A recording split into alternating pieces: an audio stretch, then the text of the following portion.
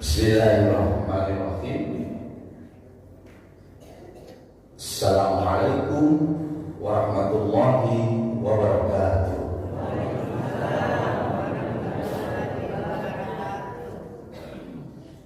Daun pandan dibikin ketupat, makan dua rasanya lega.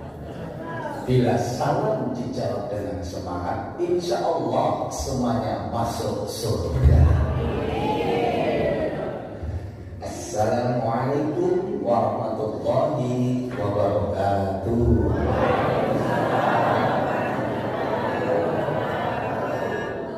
Alhamdulillah, Masya Allah, begitu kompak ya, semangat subuh di pagi hari ini. Alhamdulillahirabbil alamin. Asyhadu an la ilaha illallah wahdahu la syarika lah wa asyhadu anna Muhammadan abduhu wa rasuluh. Allahumma shalli ala Muhammad wa ala ali Muhammad. Rabbi shrah li sadri wa yassir li amri wahlul 'uqdatam min lisani yafqahu qawli. Qala walau anna ahlal qura amanu wattaqaw la fatahna 'alaihim barakatin minasy syama'i wal ardh walakin kadzabu fa akhadna bima kanu yaksibun. Jamaah salat subuh yang dimuliakan Allah, alhamdulillah, puji syukur kita panjatkan pada Allah.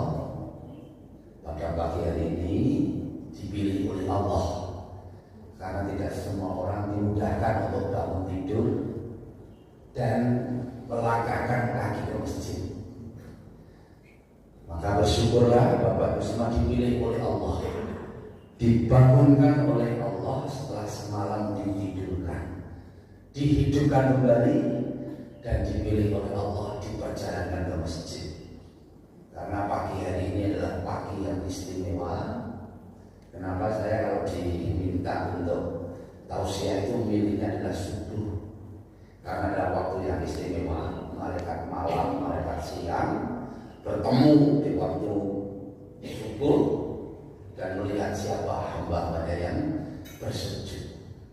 Maka dalam rasa bentuk syukur kita ucapkan hamdalah bersama-sama. Alhamdulillahirabbil alamin. Tadi saya menyampaikan surat Al-A'raf ayat 96 bahwa sekiranya penduduk negeri beriman dan bertakwa, pasti kami akan melimpahkan kepada mereka berkah dari langit dan bumi. Mudah-mudahan warga di sini karena ketakwaannya Allah akan mencurahkan nikmatnya dari langit dan dari bumi. Amin. Dan Bapak semuanya, Rasulullah bersabda, "Ra'atal fajri khairun minad dunya wa ma fiha." Bahwa barang siapa 2 rakaat sebelum fajar, sholat sunnah subuh dan qobliyah subuh, maka lebih baik pahalanya daripada dunia seisinya. Namun hanya sedikit sekali hambanya yang meyakini. Maka rata-rata subuh itu masjid itu sepi. Tapi di sini tadi Masya Allah, saya tadi kesini naik Grab ya, karena sahabat saya Mas Agung menyusul ya. Di sini sudah banyak ya yang hadir, AC-nya sudah nyala bahkan sampai kedinginan dan karpetnya enak untuk sujud. Baru kelihatannya ya. Alhamdulillah, karpetnya enak, masjidnya enak, jamaahnya banyak. Ini adalah ciri penduduk yang bertakwa kepada Allah. Dan sudah disampaikan bahwa 2 rakaat sebelum subuh itu adalah hamba pilihan dan mendapatkan pahala lebih baik daripada dunia seisinya. Namun sedikit sekali. Maka saya mencintai Allah agar jamaah subuhnya mendekat dengan metode kalau hari Jumat berbagi sayur. Ternyata dulu jamaah subuh apalah mereka 30 orang. Tapi setelah sayur dibagi, jamaahnya kadang sampai 400 jamaah, kadang 500 karena ada sayur. Jadi mungkin bisa di sini nanti hari Jumat bagi ibu-ibu dikasih sayur gratis. Niru masjid, masjid ya ada Mas Dio, anak muda. Tadi Mas Agung gimana? Mau ceramah mesti geser ya. Ini saya bawa anak muda, ini Mas Ramadan. Berdiri Mas Ramadan. Ini Mas Ramadan. Ini imam ke-4 Al-Falah. Nah, beliau anak muda yang saya ajak ke sini. Ada Mas Haji. Ini Mas Haji. Ini bagian mencetak marbot profesional. Jadi di Al-Falah itu marbotnya digaji semua. Nah, supaya apa? Fokus terus Mas. Ini Mas Dio. Ini masih muda. Ya, ini Mas Dio masih 20-an tahun juga ya, anak muda ganteng soleh, mudah-mudahan dapat istri yang soleha ya. Dan ada Mas Agung, mana Mas Agung? Berdiri Mas Agung ya, di sini ceramah soalnya ya. Sini isi ya. Ini Mas Agung juga alumni Sospol Gajah. Insyaallah imamnya juga Masya Allah enak sekali ya. Masih muda, bacaannya enak. Ini ciri-ciri masjid yang maju ya begini. Ya. Apa juga sama, anak-anak muda semua. Bapak semuanya, saya Ustadz Ikhwani. Ya. Gelar saya bukan prof, bukan profesor, tapi pakai V, yaitu provokator.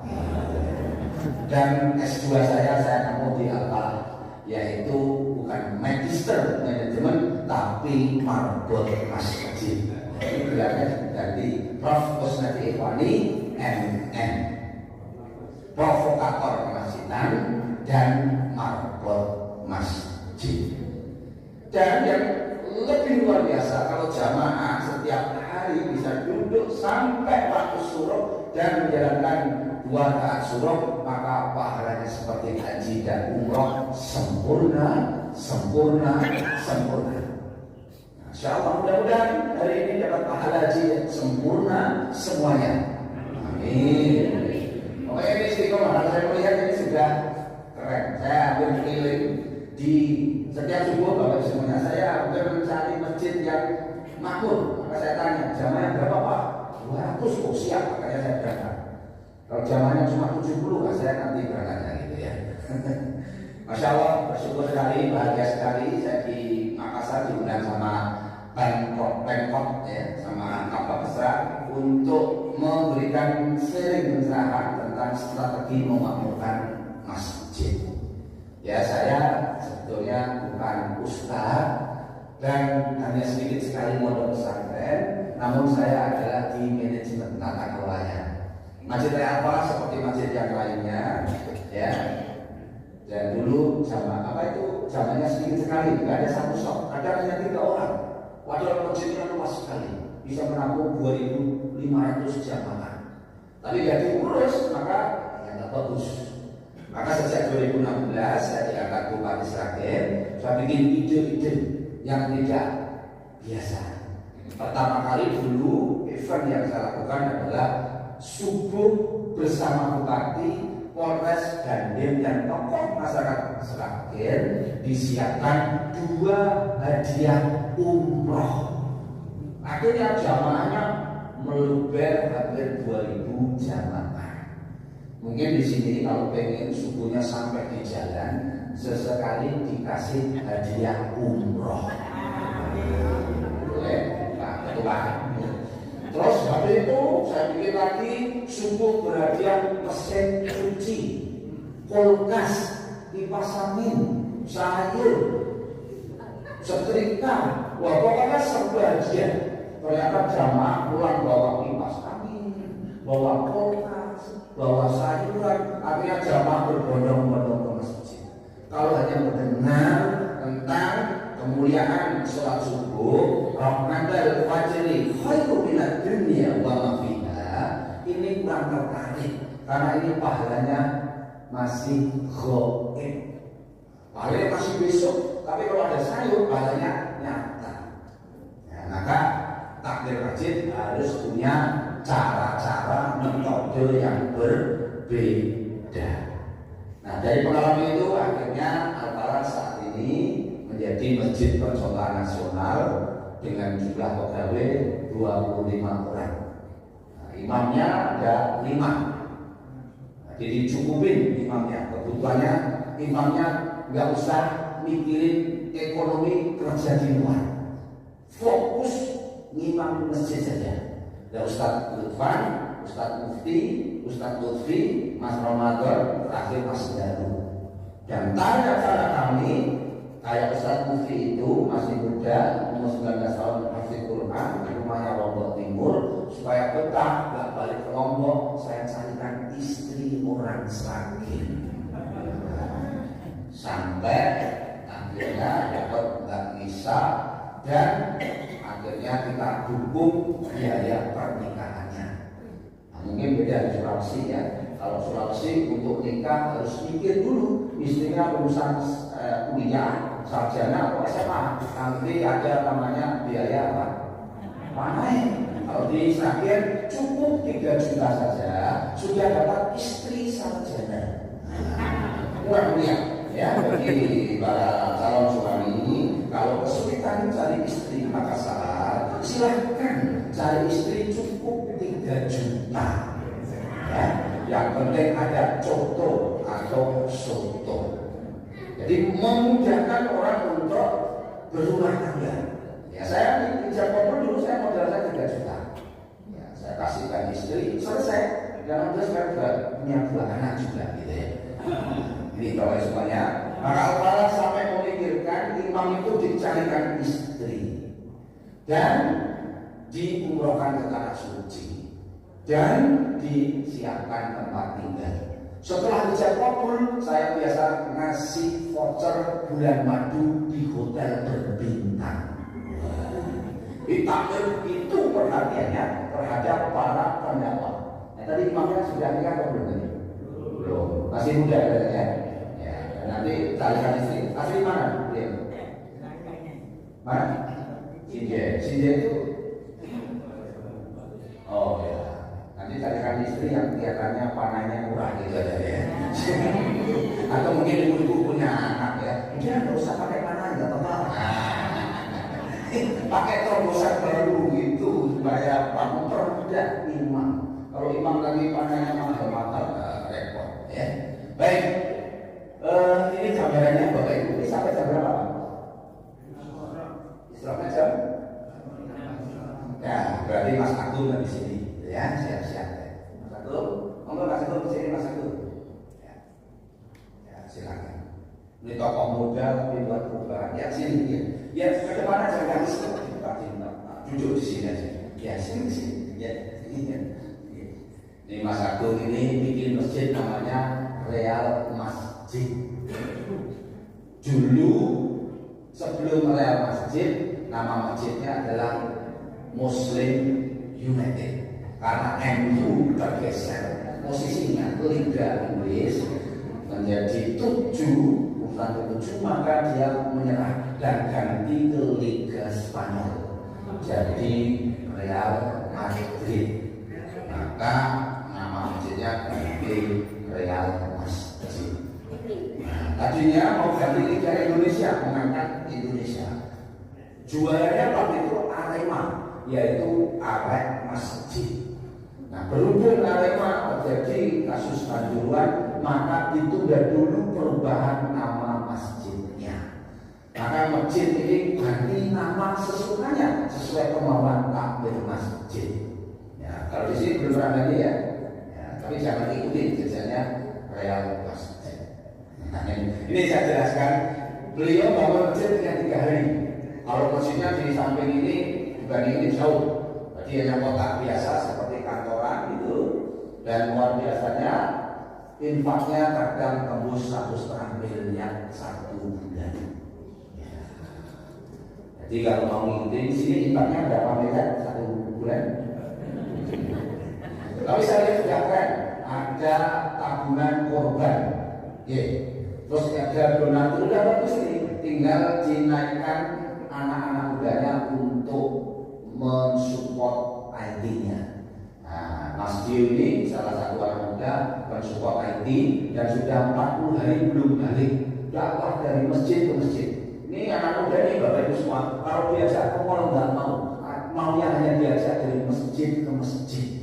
Katanya suatu saat kelak di hari akhirat saya banyak traveling, saya banyak safar, kelak di padang mahsyar biar banyak bekas-bekas sujudnya dimanapun. Maka subuhnya ganti-ganti masjid, tidak satu masjid. Supaya besok kelak di padang mahsyar menjadi saksi bahwa masjid-masjidnya itu banyak yang disinggahi. Nah besok kita pindah lagi ya. Pokoknya bangunnya ini rata-rata jam 3 malam rata-rata. Ya, bangun tapi enggak yang mulai ya kan yang penting bangun tapi tetap yang mulai, namanya perjuangan anak muda. Ini gambarannya Bapak semuanya. Mas Agung saya bagian juga materi supaya beliau menceritakan bagaimana membawa anak muda itu bisa menjadi magnet. Ya, kalau di Real Masjid ini namanya Masjid Anak Muda. Ada 90 anak muda yang diasuh sama Mas Agung. Kalau Al-Falah Masjid Transit. Jadi di Al-Falah buka 24 jam, tutup besok hari kiamat. Nah, ini masjidnya on terus, lampunya on terus. Yang pengen minat lapor dengan KTP, dikasih kasur dan bantal, dan paginya dikasih sarapan pagi. Kenapa begitu? Karena kalau saya nginep di hotel itu Pak, silakan Pak, sarapan paginya. Ini tamunya manusia, begitu dimuliakan. Sedangkan di masjid tamunya Allah, maka juga harus dimuliakan. Maka saya mencoba memuliakan tamu. Bagi jamaah yang hadir dari Ahad, Jumat, Sabtu, maka disiapkan sarapan pagi. Nah, ini yang kami lakukan di Masjid Raya Al-Falah. Karena banyak masjid takmirnya tidak melayani, tapi menguasai. Karena ada banyak tulisannya dilarang tidur di masjid. Ya, nggak boleh begitu. Ini rumahnya Allah kok. Nah, ada juga yang dimohon jangan tidur di karpet. Mau karpet dibeli dari jamaah, masa nggak boleh untuk tidur? Nah, kalau benar dibersihkan. Kalau kotor dicuci, bukan diancam. Kalau takmir begitu dari mengancam jamaah. Al-Falah pernah menerima bapak-bapak sudah sepuh geser itu apa? Kalau duduk ongkol. Makanya karpet Al-Falah sebanyak ongkol. Takmirnya nggak marah, tapi dicuci dan dijemur. Jangan melukai hati jamaah. Apalagi ada tulisan kemarin anak-anak waktu sholat dilarang masuk di ruang utama sholat. Ini telah menyakiti hati anak-anak. Makanya anak-anak nggak mau ke masjid. Saya baru besok siapa yang meneruskan? Maka saya mencoba masjid ramah segalanya. Ini Bapak Ibu gambarannya. Mungkin Mas Agung bisa memberikan penjelasan. Tausiahnya juga beliau luar biasa di mana-mana. Bahkan kemarin mengisi itu yang paling dapat apresiasi Mas Agung. Saya sesepuh itu hanya bukan saja. Kami persilakan Mas Agung untuk mereka menceritakan bagaimana mengasuh Masjid Raya Masjid. Sampai suruhnya jam 6.13. Mungkin berapa menit, habis itu dialog. Terima kasih. Assalamualaikum warahmatullahi wabarakatuh.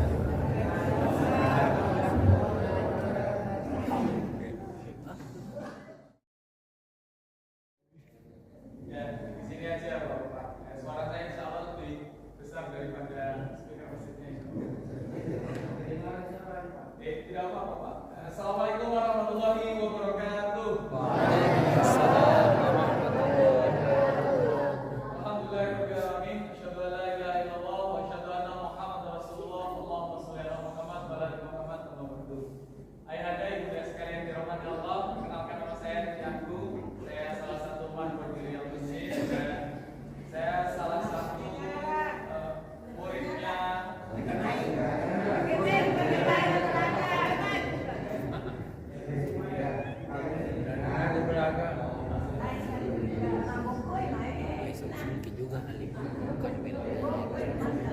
Kalau video satu begini nggak bisa di-zoom, Cok. Iyo, kenang. Iya, sebenarnya kedengaran kalau mendengarkannya dengan hati itu ya. saya sebenarnya salah satu muridnya Pak Kusnadi Irwani dan juga muridnya Pak Kiai Jazir ya. Itulah kenapa alhamdulillah sampai saat ini saya mendapatkan keberkahan dari ngurusin masjid. Saya belajar dari beliau selama bertahun-tahun yang akhirnya saya berpikir Pak Kusnadi Irwani ini beliau punya sebenarnya sudah selesai dengan dunianya, punya beberapa puluh cabang ya kuliner di Jawa, sampai akhirnya sekarang itu malah lebih senang dipanggil disebut sebagai seorang marbot masjid. Dan saya berpikir ketika kami dari 2013 itu keliling dari satu masjid ke masjid yang lainnya, itu ternyata dari 80 masjid yang kami singgahi ya, hampir semuanya itu punya permasalahan. Dan permasalahan yang utama masjid kita di Indonesia ini yang pertama adalah akhirnya tapi darurat anak muda. Ya, jadi kami melihat banyak sekali masjid-masjid yang sudah dibangun dengan megahnya dan luar biasanya itu sedikit bahkan gak ada anak mudanya. Maka kami di Jogja mencoba mengajak anak-anak muda. 3 tahun lalu cuma 7 orang itu pas pada saat masa pandemi kita mencoba untuk membangun sebuah masjid. Nah, berbekal dari ilmu yang diberikan oleh Pak Kusnadi ini, yang sebenarnya semuanya apa yang disampaikan ilmunya itu alhamdulillah sudah beliau saringkan semuanya dalam satu buku ini. Jadi ini satu buku kitabnya Pak Kusnadi yang luar biasa viralnya dan sudah terbukti teraplikasikan, termasuk kami juga mengaplikasikannya. Dan alhamdulillah ya kurang lebih sekarang kami bisa mengikuti jejak Masjid Raya Ampel untuk bisa memakmurkan masyarakatnya. Nah, Bapak Ibu sekalian yang dirahmati Allah, Real Masjid ini berdiri sebagai sebuah solusi terhadap berbagai problematika tantangan anak-anak muda di masa kini, di mana anak kita mungkin sangat berbeda jauh ketika masa kita dulu waktu kanak-kanak. Dulu waktu kita mungkin masih kecil, Bapak Ibu sekalian ya, tayangan di televisi paling yang mentok apa Pak? Dunia dalam berita kan gitu. Gimana nggak kayak kita ya? Kita mau nonton berapa kali saja melihat tayangan dunia dalam berita, kalau kecampur ya nggak akan membahayakan diri kita, gitu. Aman gitu. Cuman sekarang ya, ketika kita punya anak cucu kita, gitu, itu sangat berbeda. Kalau dulu satu tayangan untuk jutaan orang, sekarang jutaan tayangan bisa dipilih hanya oleh satu orang. Gitu. Dan kita sekarang sudah nggak bisa memfilter lagi siapa yang mendidik anak cucu kita, generasi kita itu sudah bukan hanya kita sendiri, tapi di luar sana pendidikan mereka sudah berasal dari TikTok, dari YouTube, dari Instagram, dari game online, bahkan judi online dan lain sebagainya. Ini yang membuat apa yang kegelisahan kami di Real Masjid itu pengen ngajarin anak-anak muda kembali hatinya terpaut di masjid. Bagaimana seharusnya masjid kita ini ya menjadi tempat paling aman, paling nyaman untuk anak-anak muda. Sebagai apa? Sebagai regenerasi. Di Masjid At-Taubah ini bahagia sekali saya, makanya sebenarnya saya itu nggak pengen berbicara di depan karena apa? Saya sudah melihat banyak anak muda di sini. Ini masa depannya At-Taubah itu sudah luar biasa nantinya. Ya, subuh sudah dipenuhi dengan anak-anak muda, anak-anak seperti ini tuh. Ini merupakan sebuah kegembiraan yang luar biasa sebenarnya. Tinggal nanti kita sama-sama terus bagaimana kita menjaga membersamai anak-anak kita ini supaya apa? Supaya mereka selalu ketemu keinginan dan kebutuhannya di masjid. Jangan sampai mereka waktu kecil SD, TPA ada di masjid, nanti sudah beranjak dewasa, sudah SMP, sudah SMA, bahkan kuliah mereka nggak balik lagi ke masjid. Kenapa? Karena mungkin masjidnya sudah nggak sesuai dengan dirinya. Nah, maka di Real Masjid ini semua anak-anak muda kami fasilitasi, mulai dari kebutuhan dasarnya, sekolahnya, bahkan sampai jodohnya itu difasilitasi. Ya supaya apa? Supaya mereka nggak pergi lagi ke Mesir. Kita ini sedang mendapatkan bonus demografi Bapak Ibu sekalian dirahmati Allah, bahwa anak mudanya di negeri kita ini ya itu paling banyak dibandingkan anak-anak muda di negara yang lainnya. Sehingga kalau misalnya kita tidak fokus ya punya program khusus buat pembinaan pengkaderan anak-anak muda kita ini, gitu, maka apa? Mereka akan dididik di luar masjid ini dengan apa? Pendidikan sekuler, pendidikan liberal, pendidikan yang tidak sesuai dengan ajaran Islam. Dan itulah yang terjadi sekarang. Ketika banyak sekali masjid-masjid yang tidak menjauhkan anak mudanya, bahkan mungkin malam hari masih banyak masjid-masjid yang ditutup yang nggak bisa menjadi tempat singgahnya anak muda. Akhirnya apa Bapak Ibu sekalian? Anak-anak muda banyak pergi ke tempat hiburan malam. Anak muda banyak nongkrong sampai pagi di tempat warung-warung kopi, di tempat-tempat game online. Kenapa? Karena masjidnya tutup. Karena masjidnya nggak memberikan fasilitas, ruang, layanan, kebutuhan kepada siapa? Kepada anak-anak muda. Nah maka sudah seharusnya dan sepantasnya kita senantiasa meregenerasi ini, kita membangun harus ada orang-orang yang mau membersamai anak muda. Jangan sampai kita menyibukkan diri kita, mungkin maksudnya baik untuk menafkahi, untuk membiayai sekolah dan untuk yang lainnya, tapi jangan sampai kita meninggalkan anak-anak kita. Minimal Bapak Ibu sekalian dirahmati Allah, kalau kita masih punya anak kita di rumah, minimal sediakan waktu 3 jam sehari untuk membersamai mereka. Jangan sampai kita ketemunya cuma malam hari sama pagi hari baru mau berangkat ke aktivitas. Ya, anak-anak kita ini ya butuh penanganan serius, butuh perhatian serius. Jangan sampai mereka itu kekurangan kasih sayang ketika berada di rumah. Jangan sampai kita nantinya menyesal ketika kita sudah di akhir hayatnya, ternyata ya kita sudah diberikan investasi, diberikan kesempatan oleh Allah punya anak keturunan, punya generasi, tapi kita sendiri tidak serius untuk membersamainya.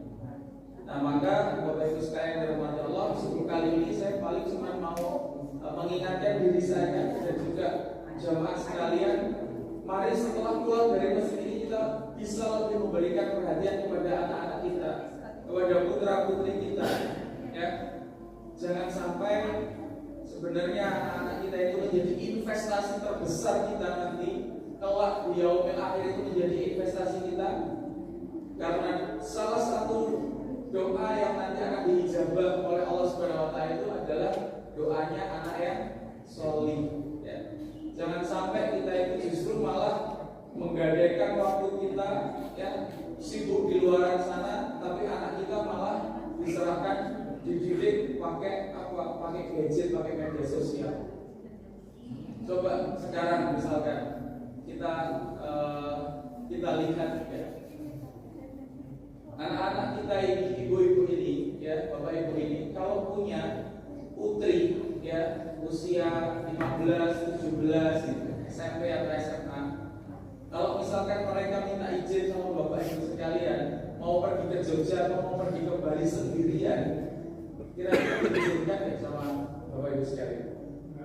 Gak mungkin diizinkan, Pak. Langsung tegas kita gak mungkin diizinkan.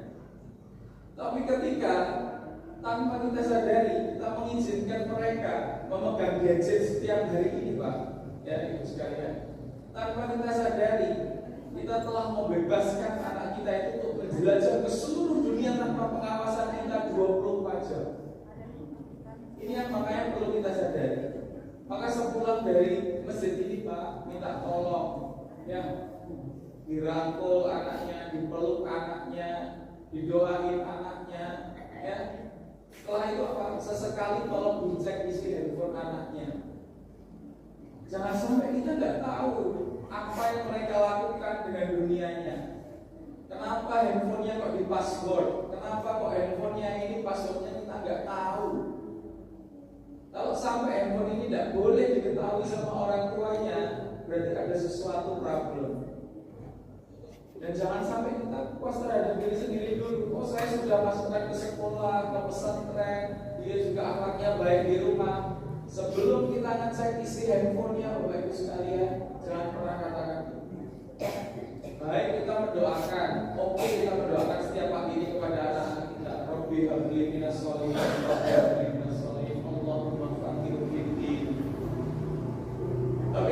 besar tanpa adanya usaha dan ikhtiar yang maksimal, ya. Maka ya, coba nanti pulang dari sini ketika punya putra putri di rumah yang masih tinggal bersama, mungkin tidak di pondok, dia masih megang handphone, minta tolong dengan cara yang baik pinjam handphonenya. Yang pertama dilihat aplikasi apa saja yang mereka install, ya. Status-status apa saja yang biasa mereka posting di Instagram, di Facebook, dan di TikTok, dan di media sosial lainnya. Nah, ini kenapa saya minta kok saya nggak mau pakai speaker luar gitu. Nanti kalau mereka sudah jaga-jaga di uninstall semua Bapak Ibu sekalian. Karena saya yakin masih punya banyak putra-putrinya yang belum mau diajak ke masjid kan gitu. Dengan berbagai alasan, masih ngantuk dan lain sebagainya. Maka di Masjid Al-Tauba ini harus ada gerakan. Gerakan apa? Gerakan perhatian terhadap anak. Gerakan membersamai anak minimal 3 jam sehari. Jangan lepaskan ketika kita itu berangkat ke masjid, kita tinggalkan anak-anak kita masih di kasur, di rumah, di kamar. Jangan sampai. Apapun yang terjadi, bagaimanapun caranya, dengan cara yang terbaik, ajaklah mereka ini ke masjid. Saya alhamdulillah sudah dikaruniai anak 3, ya. Sejak dari mulai usia 3 hari, anak saya itu sudah saya bawa ke masjid. Supaya apa? Supaya tahu habitsnya, kebiasaannya setiap pagi itu harus apa? Ya harus ke masjid, lakukan sholat subuh, ya, ikut majelis subuh seperti ini sampai syuruk. Sehingga anak-anak kami ya liburannya ya cuma di masjid, supaya terbiasa mendengar orang sholat, mendengar orang sujud, mendengar orang tilawah, mendengar kajian, itu sudah biasa. Nah, maka jangan sampai anak kita ini dijauhkan dari masjid. Di sisi lain, Bapak Ibu sekalian dirahmati Allah, sekarang sedang ada ya program yang secara terstruktur, terencana dan masif itu apa? Memisahkan anak-anak kita ini dari kehidupan agama, dari masjid. Seolah-olah kalau boleh ngomongin agama ini cuma di dalam masjid, cuma di dalam pesantren, di dalam kehidupannya mereka nggak boleh pakai agama. Mereka disingkirkan dari agama. Bahkan lembaga-lembaga pendidikan sekarang ya, porsinya terhadap pelajaran agama sudah semakin sedikit, bahkan mau dihilangkan karena dianggap sebagai itu adalah urusan pribadi, urusan asasi masing-masing. Nah, jangan sampai kita terjebak ini. Karena apa? Karena runtuhnya Islam 100 tahun yang lalu itu adalah penyebab utama yang dipisahkan kehidupan ini dengan Islam. Maka jangan sampai mau kita dengan alasan apapun, sebagai umat Islam, sebagai orang yang beragama Islam, standar perbuatan kita itu juga harus Islam. Standar perbuatan kita itu tidak hanya asas manfaat, tidak hanya sekedar cuan, tidak hanya sekedar baik dan buruk, tapi yang menjadi standar kita, standar anak cucu kita apa? Standar perbuatannya benar dan salah, surga dan neraka, pahala dan dosa. Itu yang harus kita tekankan. Jangan sampai dengan alasan oh ini baik, ini maslahat, ini menguntungkan, kita apa? Mengabaikan apakah itu diridhoi oleh Allah atau tidak, apakah itu sesuai syariat Allah atau tidak. Sehingga apa yang terjadi dengan generasi kita sekarang? Oh enggak masalah maksiat, yang penting sukses. Oh enggak masalah kita itu berbuat dosa, ya, kita itu korupsi, enggak masalah. Yang penting bangun rumah tafid, yang penting ngumrohin orang. Akhirnya apa? Semuanya karena asas manfaat itu. Melakukan berbagai macam penyimpangan, pelanggaran di dalam syariat Islam atas dasar manfaat. Jangan sampai generasi kita ke depan, Bapak Ibu sekalian yang dirahmati Allah, ya, melanggar batas-batas syariat ini hanya demi kepentingan sesaat. Ini yang tidak kita sadari, sehingga sekarang generasi kita generasi kompromistis, generasi negosiatif, tidak berpegang dan berpedoman pada Al-Quran dan Sunnah. Semuanya berdasarkan lifestyle. Kebanyakan orang yang melakukan dianggap benar. Nah, maka terakhir Bapak Ibu sekalian yang dirahmati Allah, Mari kita sama-sama merapatkan barisan, saling bersinergi, berkolaborasi antar orang tua untuk bisa saling menjaga anak-anak cucu keturunan kita. Jangan sampai kita menyesal nantinya anak-anak kita ini semakin jauh dari orang tuanya, semakin jauh dari kita, semakin jauh dari masjid. Itu saja mungkin yang dapat kami sampaikan. Mungkin ketika masih ada waktu bisa ada sesi diskusi tanya jawab bersama Pak Kusanji. Terima kasih. Mohon maaf lahir batin. Assalamualaikum warahmatullahi wabarakatuh.